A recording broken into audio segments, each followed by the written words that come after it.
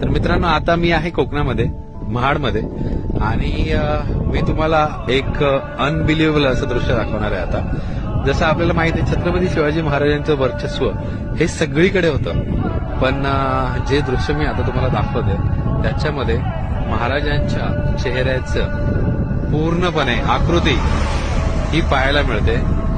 जी समोर पर्वतरांग आहे तिकडे बघा, महाराजांची जिरेटोप, त्याच्यानंतर डोळे, नाक, होठ आणि दाढी, हे सगळं बघा किती हुबेहूब पाहायला मिळते.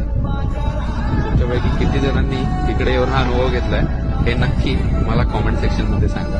पण खरंच अंगावर काटे आणणारं दृश्य हे आज मी अनुभव करतोय इथे.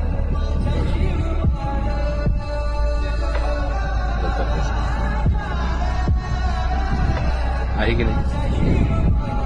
म्हणजे महाराजांचं वर्चस्व हे निसर्गामध्येही आहे, हे आपण आज समोरून साक्षात बघत आहोत.